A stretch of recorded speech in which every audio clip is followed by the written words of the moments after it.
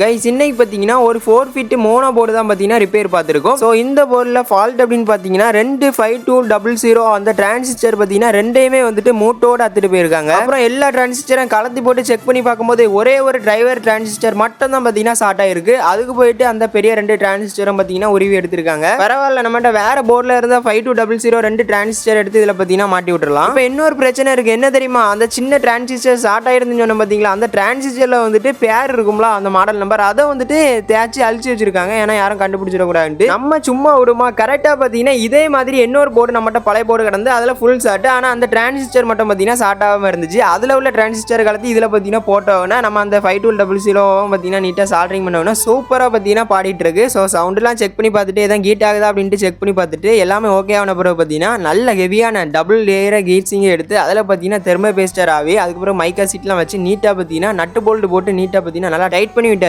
So இனி பார்த்தீங்கன்னா நமக்கு எந்த ஒரு ப்ராப்ளமே வராது. ஹீட்டுமே பார்த்தீங்கன்னா நல்லா ப்ரொடியூஸ் ஆகிட்டு இருக்கும். ஸோ இதை வந்துட்டு எதுக்கு நம்ம கலத்தி பிளாட் டைப்பில் மாட்டி சால்ட்ரிங் வச்சிருக்கோம்னு பார்த்தீங்கன்னா நம்ம அட்டை பாக்ஸில் வந்துட்டு ஒரு ஹெவியான ஆம்பிள் பிளேயர் நல்லா ஸ்லிம்மாக பார்த்தீங்கன்னா பண்ண போகிறோம். ஸோ அதுக்காக தான் பார்த்தீங்கன்னா இந்த மாதிரி வந்து ரெடி பண்ணியிருக்கோம். இப்போவே பார்த்தீங்கன்னா டிசைன்லாம் பண்ண ஆரம்பிச்சு. ஸோ அதோட வீடியோவும் கூடவே ஒரு ஸ்பீக்கர் டிலே ஆன் ப்ராஜெக்ட்டை பார்த்தீங்கன்னா பண்ணணும். ஸோ அதோட வீடியோவும் பார்த்தீங்கன்னா அப்கமிங்கில் அப்லோட் பண்ணுறேன். ஸோ மறக்காமல் பார்க்க ரெடியாக இருங்க. ஸோ மறக்காமல் நம்ம சேனலை சப்ஸ்கிரைப் அண்ட் ஃபாலோ பண்ணி வச்சுக்கோங்க. ஆடியோ குவாலிட்டி எப்படி இருக்குன்ட்டு கமெண்ட் பாக்ஸில் கமெண்ட் பண்ணிட்டு போங்க. Bye guys.